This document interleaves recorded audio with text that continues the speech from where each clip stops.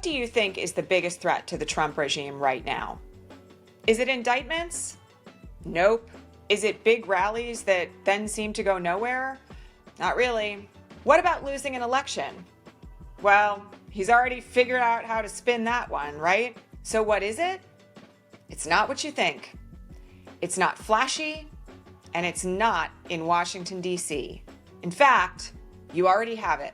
And if you learn to use it, you'll realize that you're holding the single most powerful weapon against authoritarianism that exists. Today, I'm going to show you what it is, why the regime fears it, and exactly how you can use it to fight back right where you are. My name is Elizabeth Croneiss McLaughlin. I'm a lifelong activist, former Wall Street and human rights lawyer, and for the last 15 years, I've worked with progressive activists and leaders who are trying to make change in these very difficult times.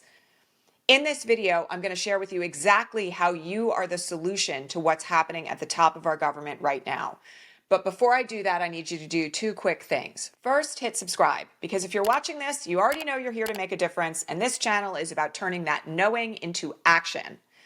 Second, if what I'm about to share resonates, I want you to book a free strategy call with me and my team at the Ripple Effect Institute. We'll show you how to take what you already have and build it into lasting power where you live. Because there's work that only you can do. Okay, so what is the biggest threat to this regime? It's not the courts, and it's not Congress, and it's not cable news. It's, wait for it, community organizing. Ordinary people in ordinary places building extraordinary power together. Because here's the truth. Authoritarians thrive when we're isolated, when we feel powerless, and when we believe change only happens out there or in DC. But when people come together, when they organize where they live, when they take care of each other, when they link arms across identities and movements, they create a kind of power that no one leader and no one regime can control. That's what this administration fears the most. And the great news is that it's what you already have. So let's break down now why community power works. Here's why community power is so dangerous to Trump's agenda. It's because he can't control it. He can fire off tweets, rage on TV, but he can't stop neighbors from checking in on neighbors, or parents from organizing at schools, or local organizations from protecting people in the communities where they live. And you know what's great about this? It's something that people really don't consider very often when they think about the unsexy work of community organizing. It's that work like this multiplies.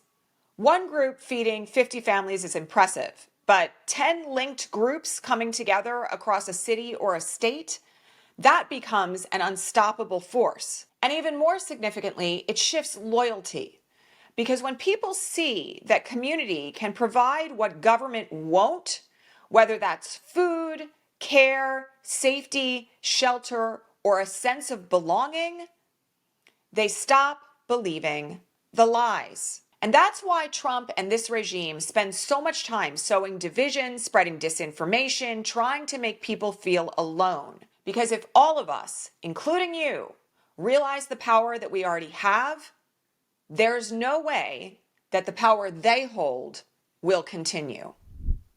So let's talk now about how to build local power. So how do you use this power that is such a huge threat to the regime? Let's talk through this in steps. First, you have to start small and you have to start local. Let's look at your immediate circle, your coworkers, parents at your kids' school, your neighbors, friends, maybe even a faith group you belong to. And I want you to ask yourself two questions. First, what do we care about the most? And second, what could we change if we acted together? The answers to those questions will guide your next steps. Second, I want you to organize for care. Trumpism thrives on cruelty and neglect.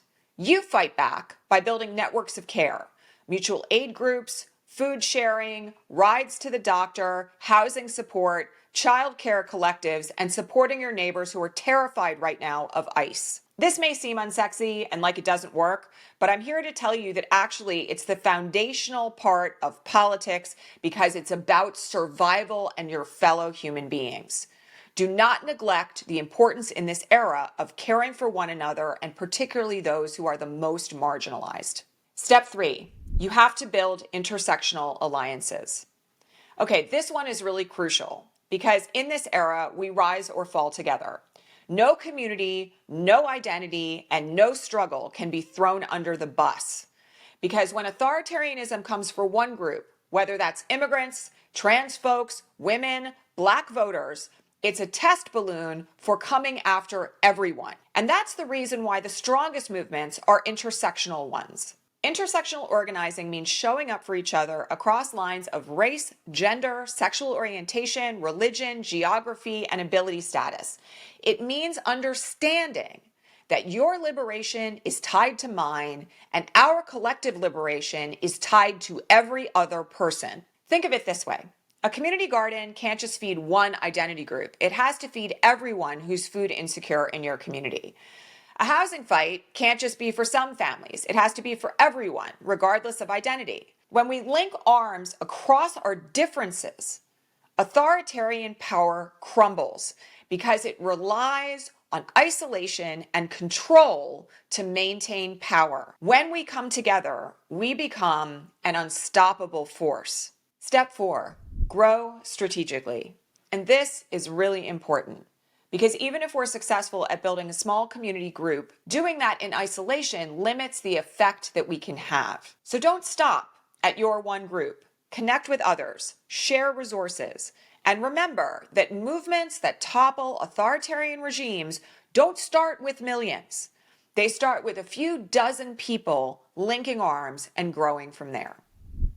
Okay, now let me share some real-world stories for you from our clients here at the Ripple Effect Institute. Here's one example.